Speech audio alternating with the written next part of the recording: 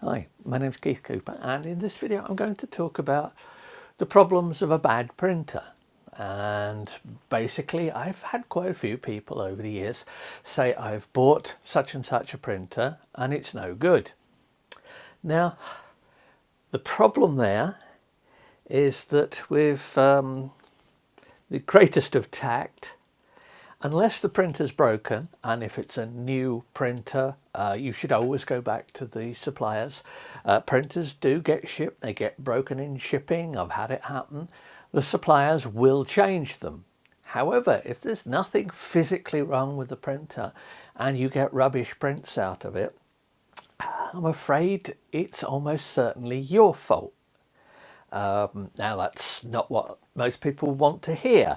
I'll be a bit more positive about it and say that actually I'm perfectly capable of producing rubbish prints from printers. I get to test a lot of printers, which means I make a lot of mistakes, and I do that, and the more I learn about printers, the more I appreciate generally how to get the best out of them. But there are a few things. If you are hoping to get a better printer than one that you've been using, and that you are hoping to be able to just click print somewhere and out comes a print, great looking print, then I'm afraid you're likely to be disappointed. Printers don't work that way. The better the printer, the more effort you have to put into in getting those good results. Now, with some experience, it's actually not necessarily that difficult.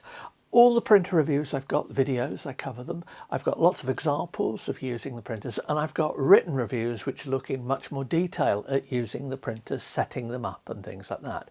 So sometimes, for example, when I said it's your fault, there are some examples where it's perhaps not necessarily your fault. An example, if you've set a printer up on a Mac and suddenly you find that all your printer dialog settings are missing, or the features that you expected to be there simply aren't there, it's quite possible that you've accidentally installed the AirPrint version of the driver. Now, if you look in any of my printer reviews, because I test stuff on Macs, almost all of the printer reviews, these are the written ones where I put the sort of detailed nitty-gritty stuff.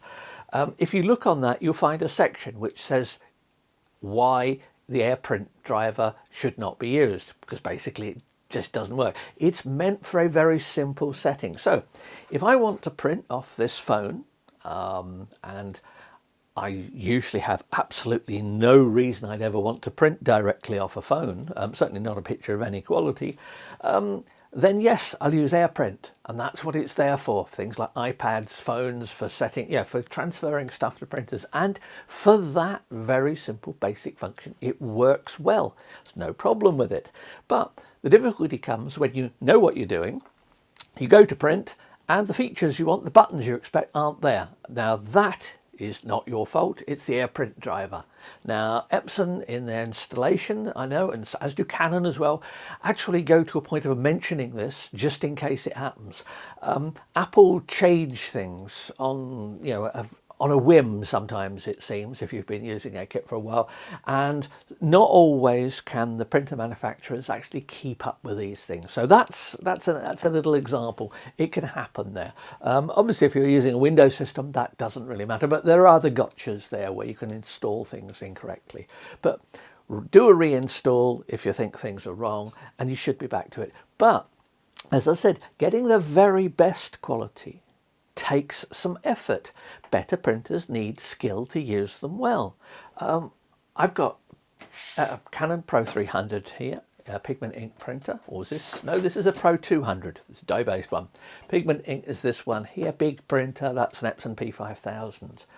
Both relatively easy to use, but both very easy to produce rubbish prints from.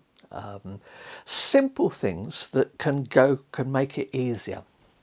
Start off using the manufacturer's paper. Now I've got more videos covering loads of these subjects, and if you look in the printing playlist you'll find ones covering this. Use the manufacturer's paper to start with. You don't have to buy big sheets or lots of it, but just get the hang of using the manufacturer's paper, because that paper will have been designed, it will be designed for their printers, but the printer will have been created and designed for using those papers, so they should work. So that's that. Use manufacturer's software for printing. Now for Canon, that they've got a print layout software, and also Epson have got Epson print layout software, both free bits of software which you can download to use, which you can just put photos through them and they should print well. If you're getting problems with printing with the Canon or the Epson software and you know your images are right, and I would always suggest if possible using a known good test image. I've got loads of them on the Northlight site, and there's stuff about using test images I've produced videos about, but really print using the manufacturer's software on manufacturer's paper and the manufacturer's inks, and you should get pretty good results. Now, there are lots of ways you can refine the quality. You can do things. I did a video recently which was about making this particular print here. This print was done on the Pro 200 and it's using a metallic paper. And I've looked at how to optimize the color in the print and all kinds of different things like that. And how the print may differ from a screen, various things like that. But when it comes down to it, you do actually need the basic skills to know what you're doing. I'm afraid that if you're hoping for a printer that you can just go, oh, print, and it will produce great results, well, as I've said, it might happen. You might strike lucky, but as much as anything, you're not. So I don't like saying it, but in general, if you can't make great prints with one of these printers, then apart from a few occasional problems, it's almost always your fault.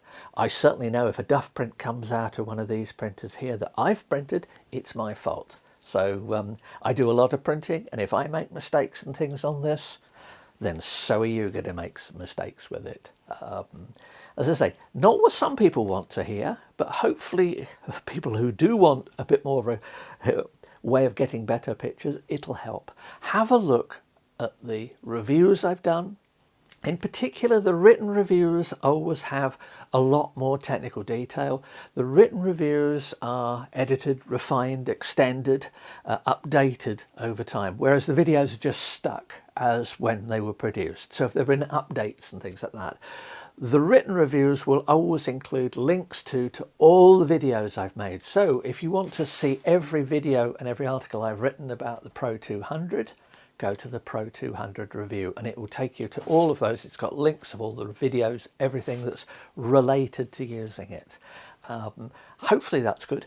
And one other thing, if you find a problem that I've not really addressed, please do ask in the questions, because it's people asking questions about printing and the likes of that gives me ideas for new videos. And also it's a thing that if somebody emails me a question and I find the answer takes more than one paragraph, then almost always it's worth making a little short video about. So I hope you get some great prints, and remember that just because it's your fault, don't feel too bad about it. Everyone makes a mess of these.